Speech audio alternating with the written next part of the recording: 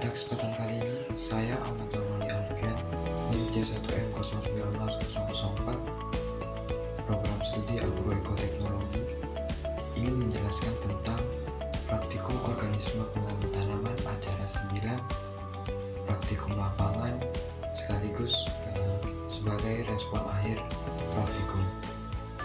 Bahan-bahan yang digunakan yaitu belalang dengan nama latin Oxia sinensis, 2.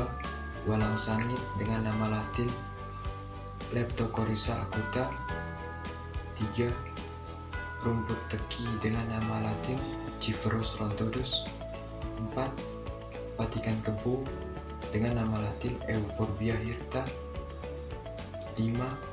Hawar pada tanaman padi yang disebabkan oleh Xanthomonas oryzae, 6. Hawar pada tanaman jagung yang disebabkan oleh Helminthosporium touchicum.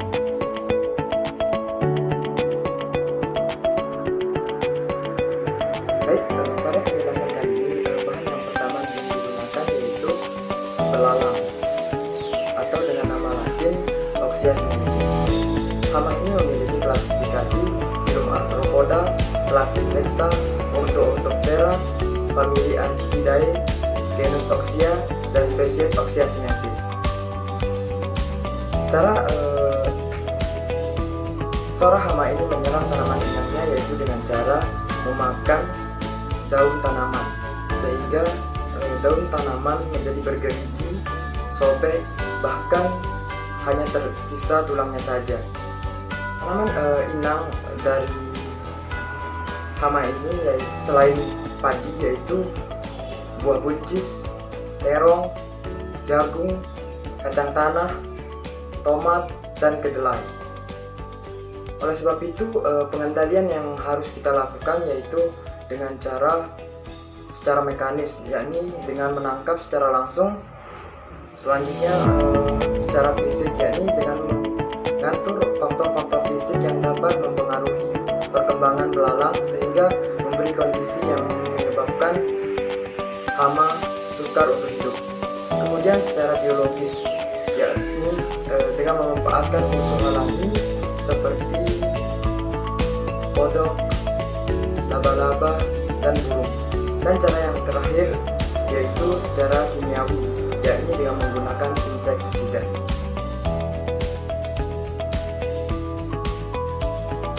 Selanjutnya bahan yang kedua yaitu walang sangit dengan nama latin Leptocoryza acuta.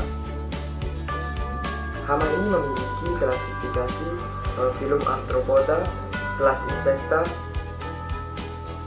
ordo Hemiptera, famili Alchidae, genus Leptocoryza, dan spesies Leptocoryza acuta.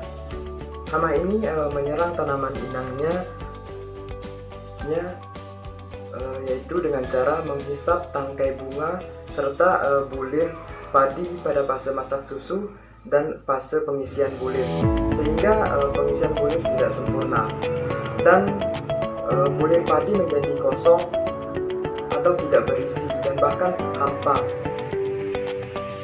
tidak ada sama sekali. Oleh sebab itu, pengendalian yang dapat dilakukan untuk mengendalikan perkembangannya yaitu secara mekanis, yakni dengan menangkap secara langsung dan membersihkan tanaman yang sudah terserang. Kemudian secara biologis, yakni dengan memanfaatkan musuh alaminya seperti Beauveria bassiana.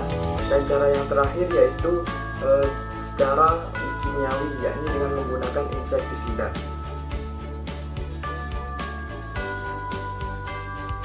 Bahan yang ketiga yang digunakan yaitu rumput teki dengan nama latin Ciperus rhontodus.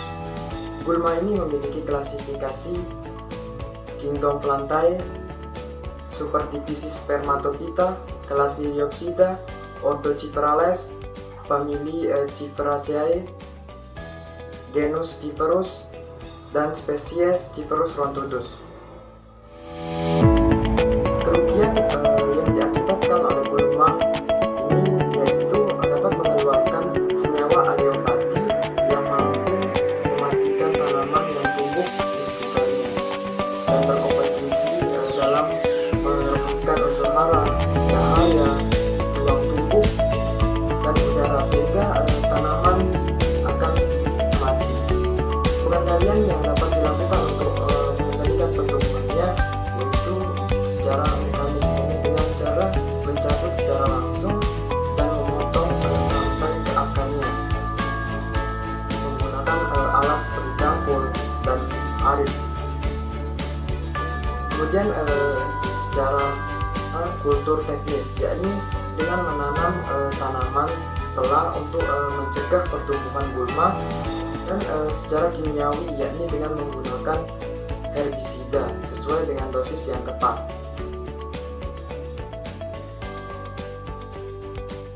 Bahan yang keempat yang digunakan yaitu patikan tepung dengan nama latin Euphorbia hirta.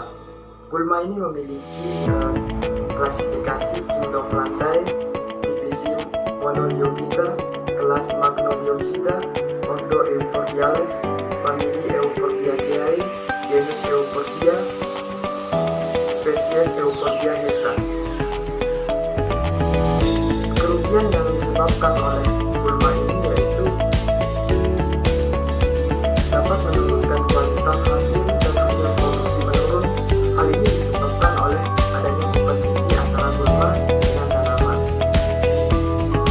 dengan melakukan air tanah, cahaya matahari, hara, lalu dan udara yang dapat menyebabkan terhambatnya pertumbuhan. Pengendalian yang dapat dilakukan untuk menekan pertumbuhannya yaitu secara mekanis, dengan mencabut atau memotong gulma secara langsung.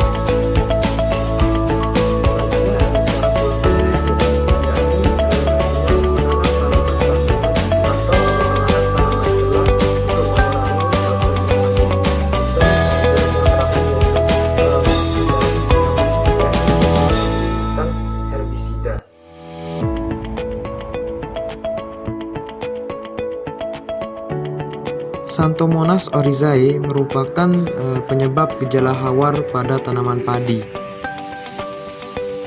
Cara bakteri ini menyebabkan gejala yaitu melalui luka pada daun atau lubang alami stomata. Tanaman inang dari bakteri ini yaitu tanaman padi. Pengendalian yang dapat dilakukan untuk mengendalikan bakteri ini yaitu secara kultur teknis, yakni dengan menanam tanaman varietas tahan penyakit dan melakukan pergiliran tanam.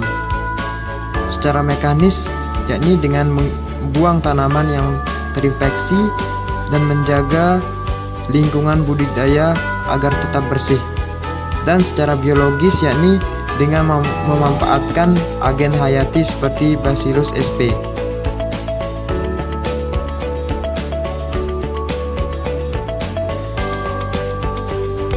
Helminthosporium turcico merupakan penyebab gejala hawar pada tanaman padi. Cara jamur ini menginfeksi tanaman yaitu dengan menembus langsung melalui kutikula pada daun. Tanaman inang selain jagung yaitu tebu dan beberapa jenis rumput-rumputan.